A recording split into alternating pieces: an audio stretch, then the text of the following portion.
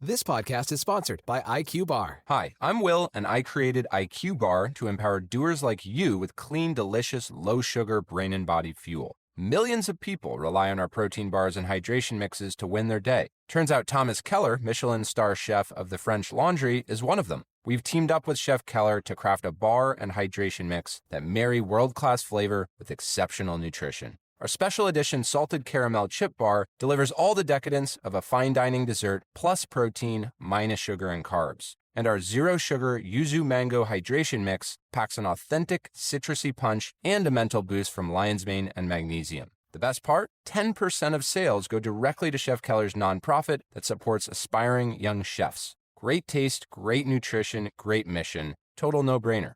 Go to IQBar.com today and enter promo code KELLER20 to get 20% off all IQ Bar products plus free shipping. That's IQBAR.com, promo code KELLER20. Last year, there were nearly 22,000 murders in the U.S. Not surprisingly, more than 200 true crime podcasts launch every year in the U.S. alone. There's no shortage of crimes and no shortage of crime podcasts to cover them, but none of those shows have the heart of our true crime podcast. Thank goodness. Well, hell, they didn't even have seatbelt laws back then. He never wore seatbelt. Yeah, it's fine.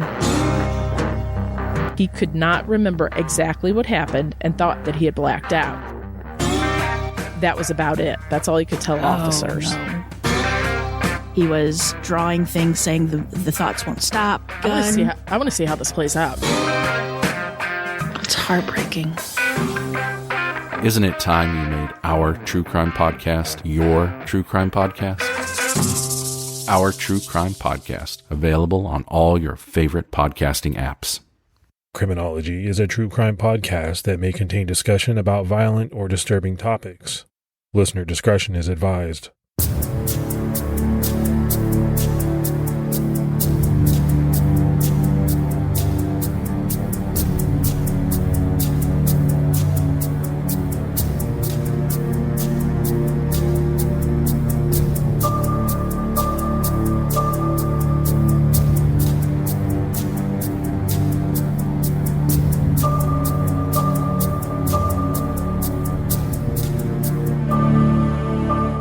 Hello, everyone, and welcome to episode 226 of the Criminology Podcast. I'm Mike Ferguson.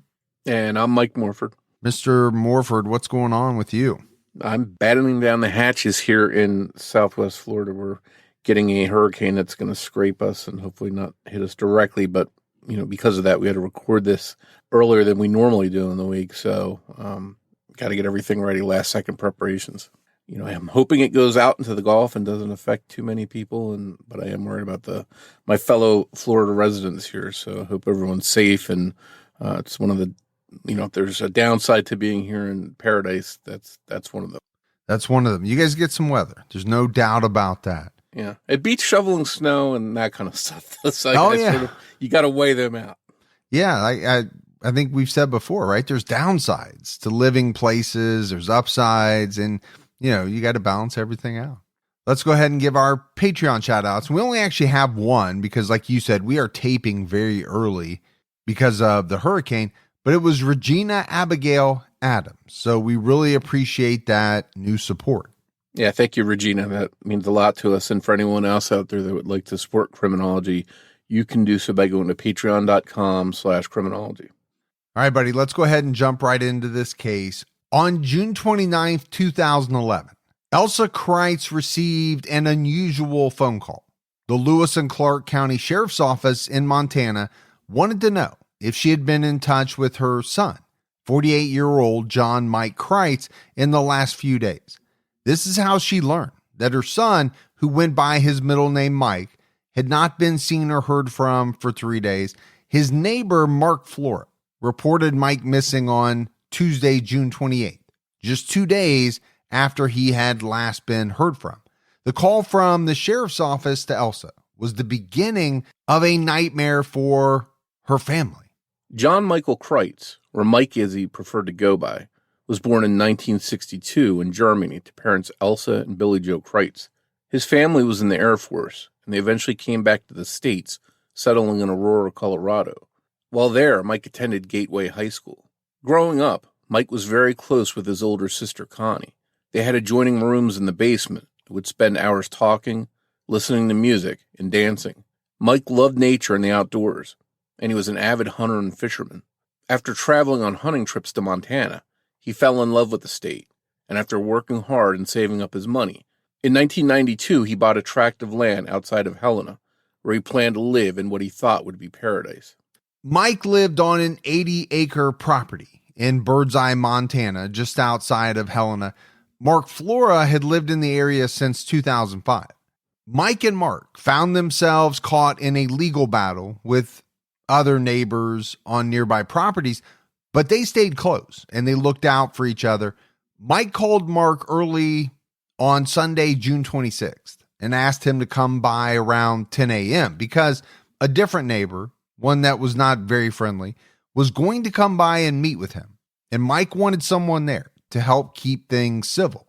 Mark was not able to go to that meeting, and he didn't hear back from Mike later that day. The next day, Mark noticed that Mike's dogs were running around, and it worried him. And it immediately concerned Mark because Mike loved his dogs and took care of them like he would have taken care of children. He wouldn't just let them run around loose. As Mark went to investigate, he noticed that Mike's vehicles were still parked at the house. He got closer to the home and found Mike's front door unlocked and standing open, and Mike wasn't inside. Mark knew that something was wrong, because if Mike had gone on any sort of long trip or gone away for a couple days, he would have asked him to take care of his dogs, like he always did whenever Mike went away. Mark also noticed that a gate on the property had been vandalized, and the lock and chain used to secure it were cut. There had been recent ongoing trouble with trespassing on the gravel road, Turk Road, which led to Mike's property in Helena. The troubles between the neighbors went back quite a long time. It mostly had to do with road access. Neighbors said that Mike would block the road and say that it was his private road, though dozens of property owners relied on it as their only access to get to their property. And more for me, I'm thinking about 80 acres in Montana. I've actually been watching this show called Mountain Men. You ever watch that? I don't. It's been on. I watched it, I think, years and years ago, but I'm rewatching it on Hulu, and it's just about people who kind of live in the middle of nowhere and live off the land and something like that. But 80 acres, to me, when I watch some of these shows, I think, wow, that would be great to really have your own great big piece of land and not have somebody right next door to you.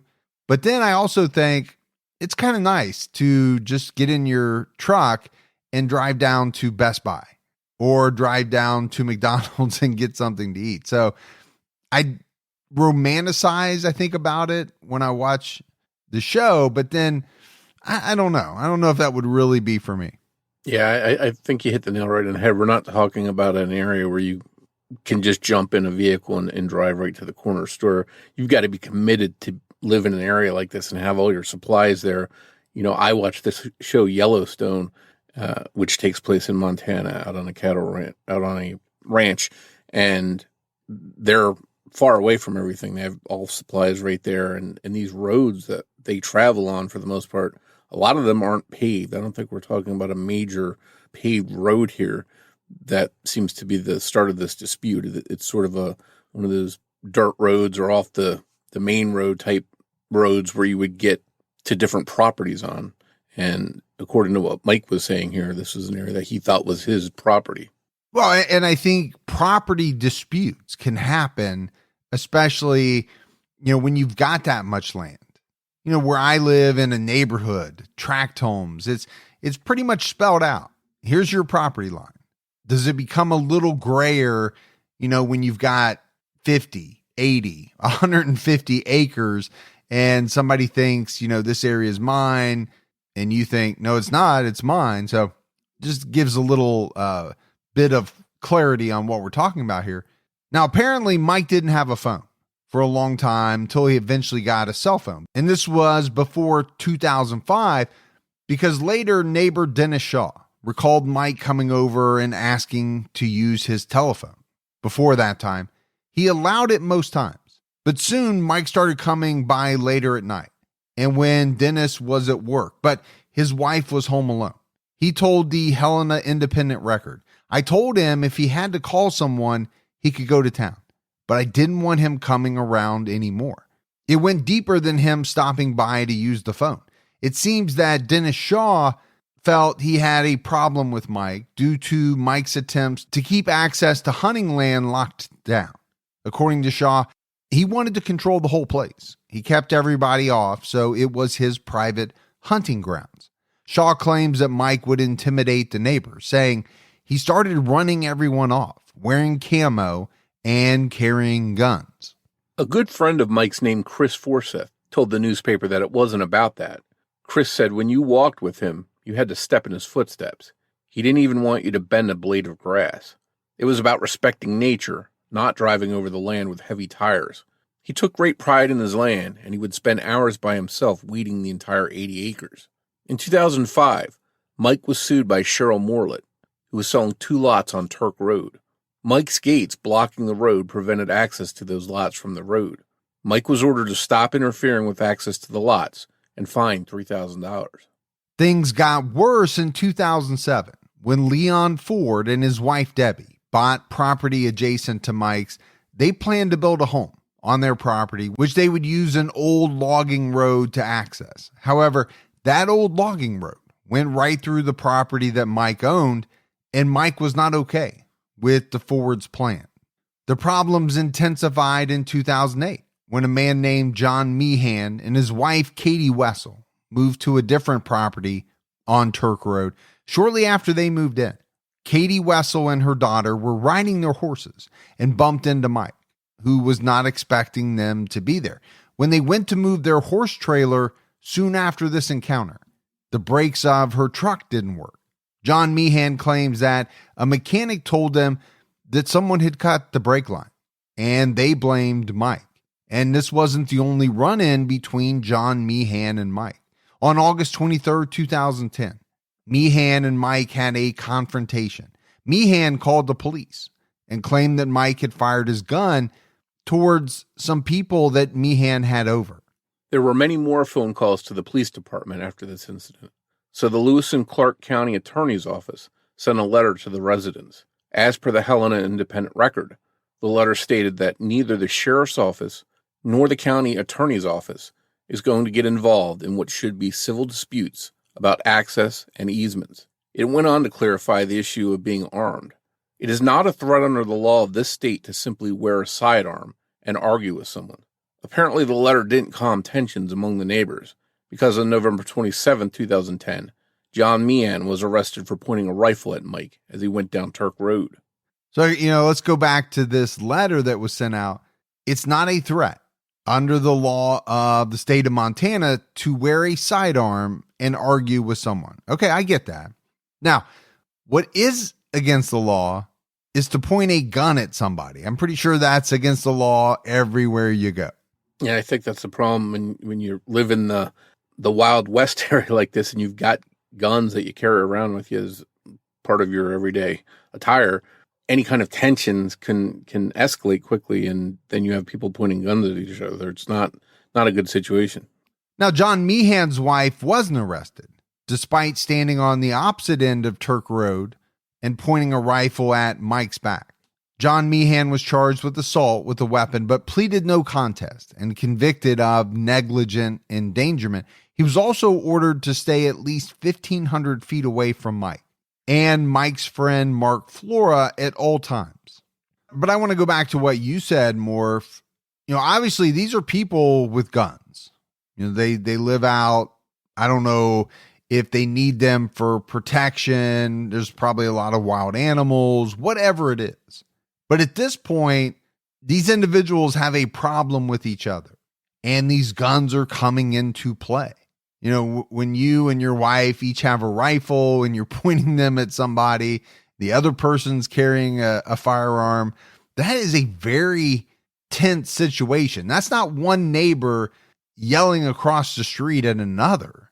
This is, getting into the area of the Hatfield and McCoys. Yeah, definitely. You can see a situation turning volatile and someone doing one thing, someone responding, and then all of a sudden you've got a nightmare on your hands. Yeah, because let's face it, neighbors get into arguments, they have beefs with each other, and sometimes words are exchanged. But anytime that a firearm is involved, the possibility for escalation goes up exponentially. We know that. You're mad. Your blood is boiling, and you have a firearm in your hand, on your hip. Things can go bad very, very quickly. On March 1st, 2011, Mike called the police after another confrontation with John Meehan. This time, he claimed that Meehan had tried to shoot him, but missed. Mike had been out documenting snowmobile tracks on the property and was walking back to his truck when he heard a shot coming from the direction of Meehan's house. The following month in April, John and his wife Katie, as well as Dennis Shaw, filed a civil lawsuit against Mike. According to the Helena Independent Record, the lawsuit alleged that Mike verbally yelled at, threatened, and accosted all the plaintiffs and many others in the Turk Road area by often driving up and down Turk Road, brandishing a weapon, videoing or using his binoculars to look into the plaintiff's homes and other homes. Now, it's unclear if Mike was ever served in that suit before he disappeared, but we'll get to that later. In May 2011, Mike's allies in these run-ins with the neighbors, Mark Flores and his wife Gloria, filed a lawsuit against multiple neighbors, including John Meehan and his wife. The Flores had been forced to make an alternative road to their property when John Meehan blocked Turk Road, but the new road they used wasn't able to be used all winter. John and his wife didn't want anyone on Turk Road because their deed shows no easement. Just 2 days before Mike disappeared, John and his wife filed a lawsuit requesting that Turk Road be designated officially, either public or private. They preferred it to be designated private so that people would be forced to buy easements from them to access their properties. This would, by their own words found in court documents, more than pay for attorney fees and pay for the horse riding arena. However, they weren't open to letting Mike buy an easement, writing in an email, "We will only sell to Kreit's successor." So I mentioned the Hatfields and the McCoys. It's really getting to this level. I mean, without quite as much violence, if you've ever studied them or watched anything about them. But no doubt this is a feud between multiple neighbors. It's like neighbors versus neighbors. Eventually, in May 2014, a judge granted two of the neighbors a judgment that allowed them to cross Meehan and Wessel's property via Turk Road. The final ruling stated that an express 60-foot road easement exists across the Meehan-Wessel property due to the deeds within the chain of title to the Meehan-Wessel property. The express easement allows the plaintiffs, Taylor and Dickerson, use of the Turk Road to access the Taylor and Dickerson property. Meehan and Wessel seem fine with this since the neighbors that bought these easements were not Mike Kreitz or Mark Flora. There were multiple neighbors very aggressively involved in this whole land dispute. In 2007, Leon Ford, who owned 15 acres north of Mike's property, pointed a gun at Mike as they argued about access to Turk Road. When police were contacted, Ford admitted holding a loaded gun, but denied pointing it at Mike. Mark Flora had all this land drama on his mind when he called the Lewis and Clark County Sheriff's Office to report his friend Mike missing. As we mentioned, Mike would always call Mark to look after his dogs and property for a day or two, if he went away or went hunting for a couple days. But Mark knew in his gut this time something was wrong. Deputies came out and did check a little bit of the area surrounding Mike's house that day, but didn't find anything of use to help find Mike. Since Mike lived on 80 acres of land, a full-scale search of the entire property wasn't feasible at the time. On Thursday, the day after the officer called Mike's mom, Elsa, Mike was officially listed as a missing person in Montana. A 4-person search and rescue team, a helicopter, and a cadaver dog, as well as a dog trained to find living people, searched for Mike. They searched his entire property and some of the nearby areas, but found no sign of him. Some of Mike's family, including his mom Elsa and his sister Connie, headed up to Helena to help try and find him. On July 4th, they made it to his home and started investigating. Mike's truck, parked in front of his house, still had the keys in the ignition. The tailgate was down, and a tree in a bucket filled with dirt was resting on it. It was pretty clear that he had been interrupted. while he was planting or potting a tree. There were a lot of landscape projects to be done around the home, which he built and completed himself in 1996. They found Mike's wallet in the glove box and his driver's license, credit cards, and even some cash still inside. Another indication that Mike just hadn't taken off.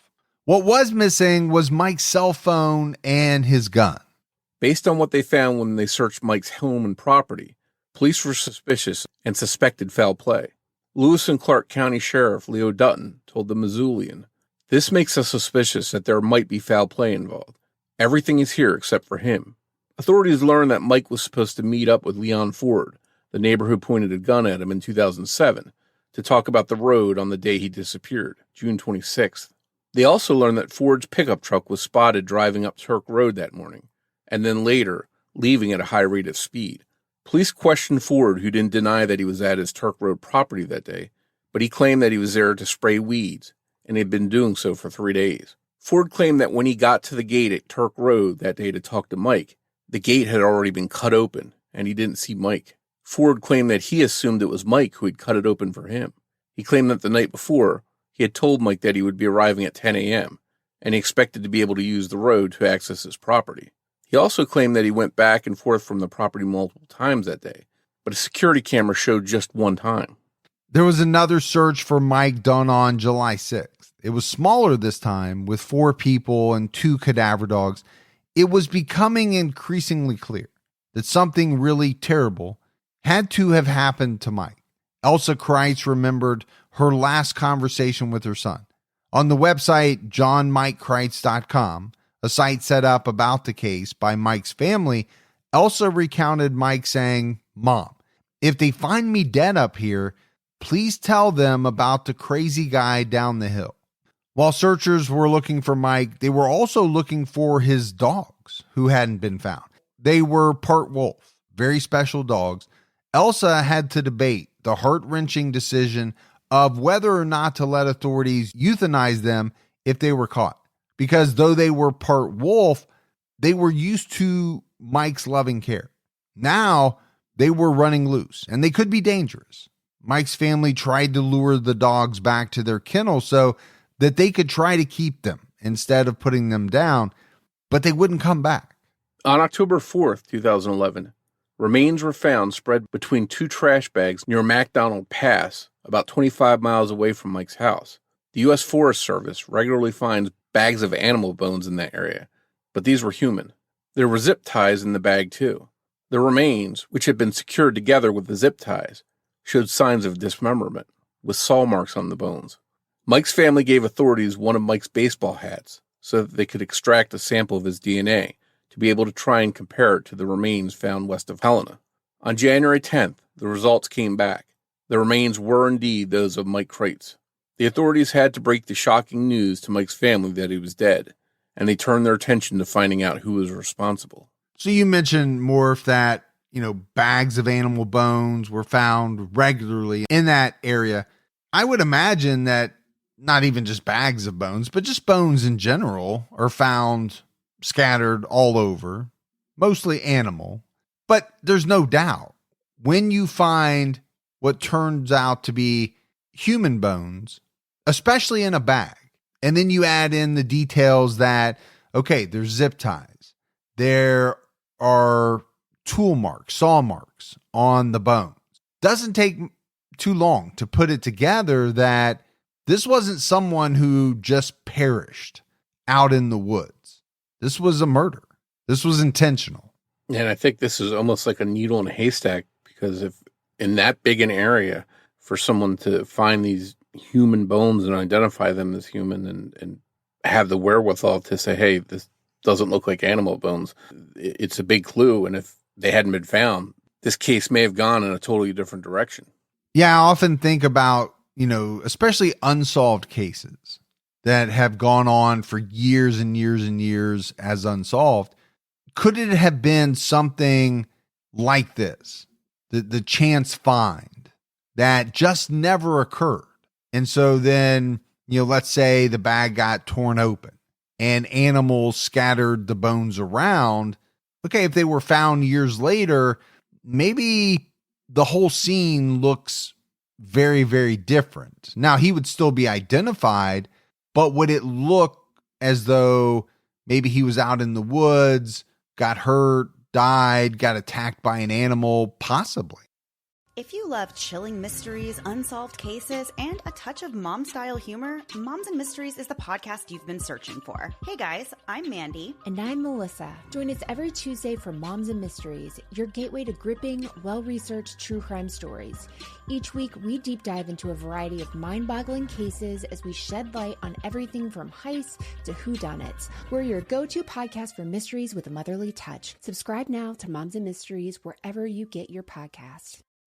The Fords were interviewed regarding Mike's murder in Oak Harbor, Washington. Police seized on the fact that their stories varied from each other's and changed so often that it was said that it was apparent to detectives that the Fords were being untruthful. Ford changed his original weed spraying story to claim that he was using a metal detector on the 26th when Mike vanished. Interestingly, from the very same article announcing that Mike's remains had been identified, his family learned that in November 2011, a default judgment had been entered against Mike because he failed to respond to a summons.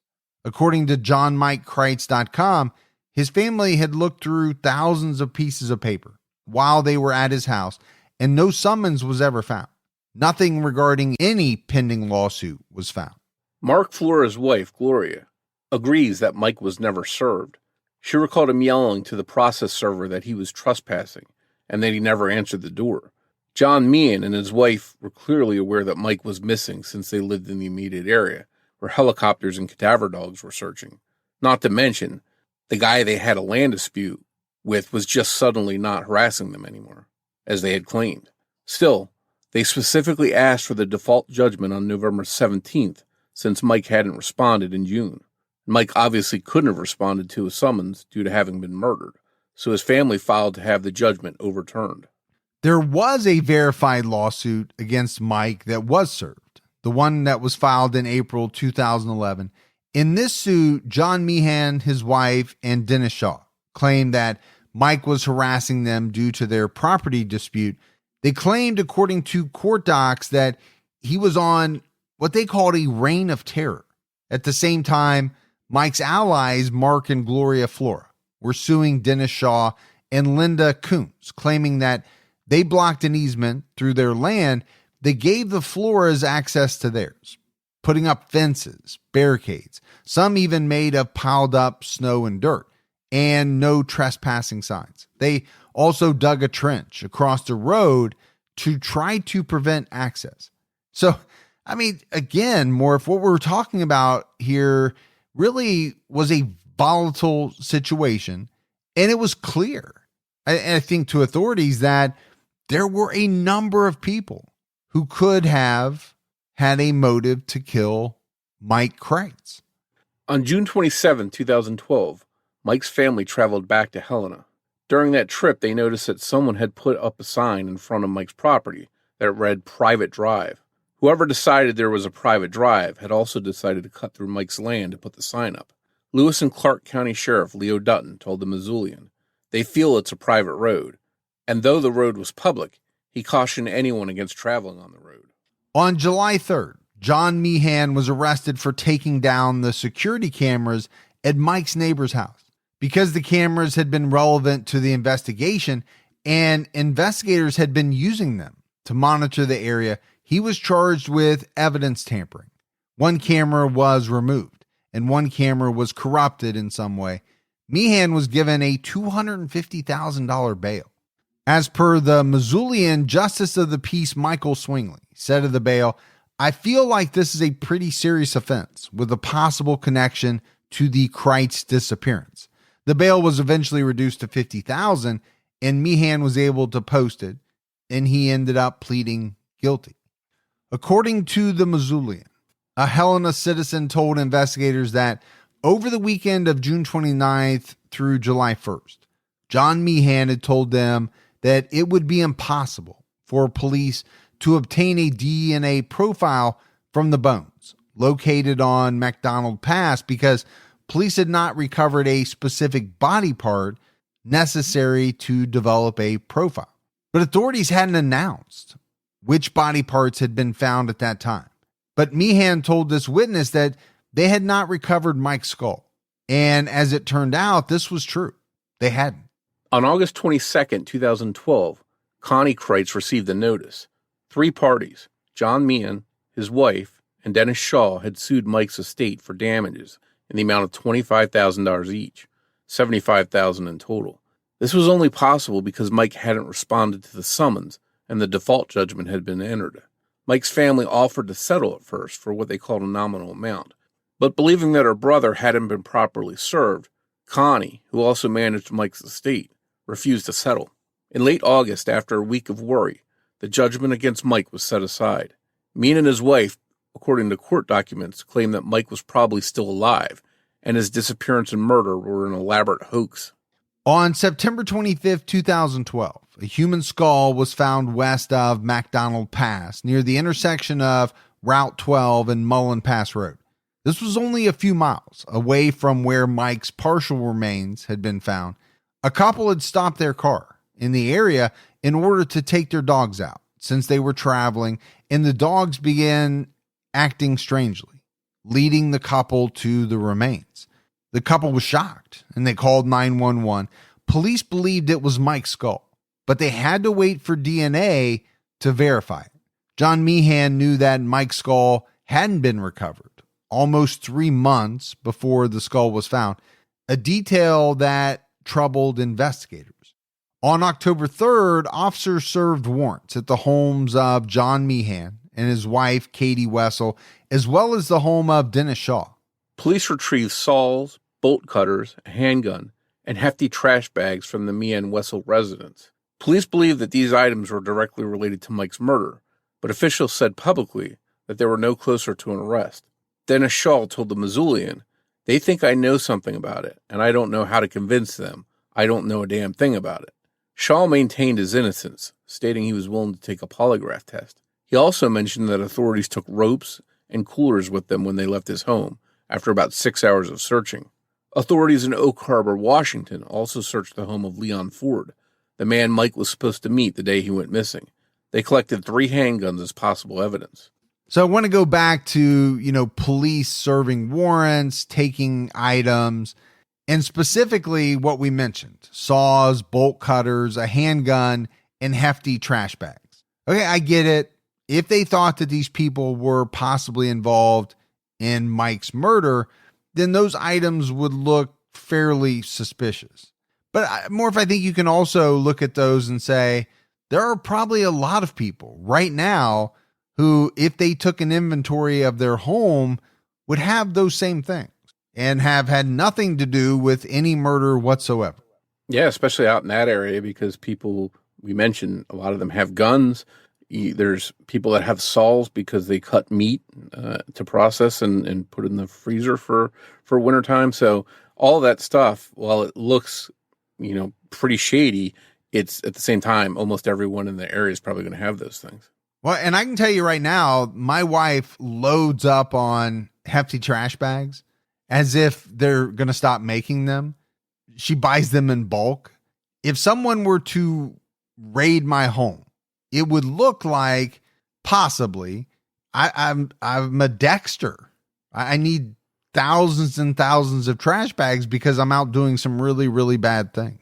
Well, compliments to your wife, because I have a lot of trash bags in my home too. You can never have enough, especially. No, they don't go bad, right? So if you look at it that way, but she does like to buy in bulk, and we will be set with hefty trash bags for a very long time.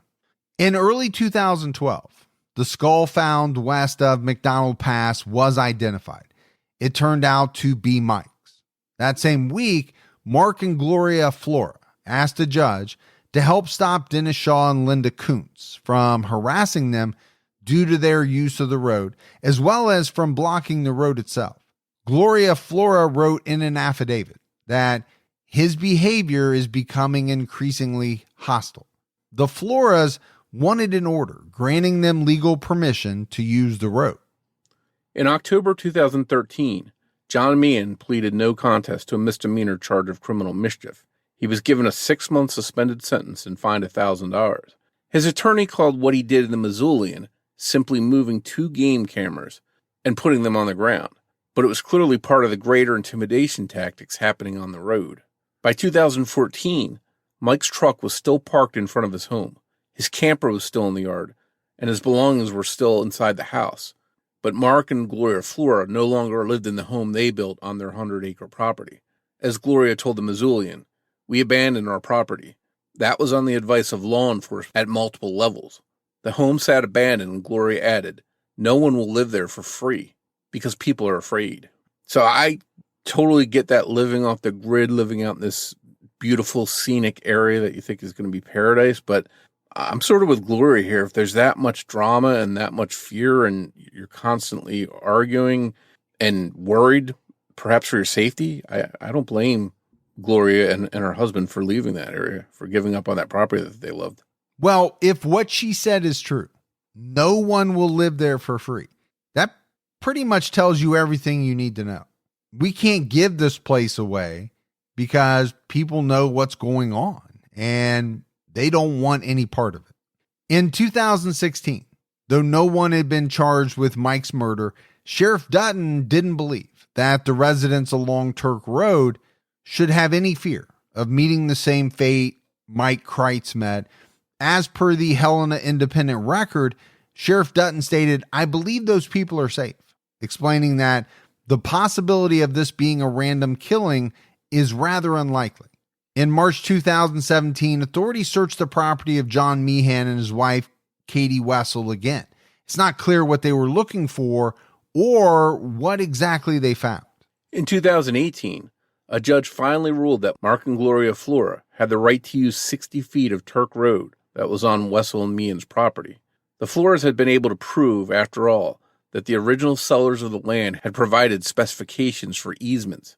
According to case documents, in 1977, when Rosemary and Ray Sewell sold 980 acres, the deed included that the seller will provide a 60-foot public easement, as well as reserve an easement for public use for ingress and egress to the property on the existing roads. In the 1990s, when Dennis Shaw and Linda Kuntz moved in, their deeds included mention of a 60-foot public road easement on the existing road. The Floras bought their property in 2000. In 2003, Shaw actually rerouted a portion of Turk Road so that it was no longer on his property. It was on his neighbor's. In 2005, the Floras built their home and they moved on to their property. In 2008, when Meehan and Wessel bought their property, the deeds included that their property line was subject to the existing 60 feet right-of-way easement of record. In 2009, the Floras actually purchased their own easement off of Turk Road from their neighbor, Stefan Raziel, and they built a driveway parallel to Meehan and Wessel's property line. In November 2010, Meehan and Shaw put wet hay bales across the Floras' driveway, creating a wall of ice that could not be plowed for over a week. Further blocking the driveway, Meehan created a fence of snow so that it would fall into the new driveway. In 2019, Connie Kreitz took legal action to try and have Lewis and Clark County turn over their files on the investigation to Mike's estate so that they could effectively defend against the lawsuit that was still pending and help build a wrongful death case. But Lewis and Clark County refused, citing concerns over how it would impact the integrity of the ongoing investigation into Mike's murder. In 2020, 66-year-old Leon Michael Ford, the man that Mike was supposed to meet with the day he disappeared, was arrested where he lived in Oak Harbor, Washington. He was charged with premeditated homicide and evidence tampering. In the case of Mike Kreitz, it was revealed that Mike had been shot multiple times in the head and then dismembered and placed into bags. Because Mike had been scheduled to see Ford, it was most likely that he was the one who shot him. Investigators were able to recover a bullet from Mike's skull to analyze for forensic matches. Records also showed that Ford and his wife Debbie drove from Washington to Montana and back with a rented RV in the summer of 2011. When they arrived on June 25th, they got into a confrontation with Mike due to the gate on his property, that blocked access to the Ford's property from Turk Road. It was also revealed that on the 26th, the last day Mike was ever heard from, he was on his cell phone with a friend, explaining the land dispute with the neighbors and his fear for his life when someone knocked at his door, and he hung up the call. The Flores game camera caught Ford's red Chevy going up Turk Road toward Mike's house just before someone knocked on his door. There was no weed sprayer attached to the truck, and Ford had claimed that he was spraying weeds. In reality, he was confronting Mike Kreitz. Police verified that Ford didn't bring a weed sprayer to the property until the following afternoon, staying for just 30 minutes, and he didn't use much liquid from the sprayer, as seen on the Flores game cameras.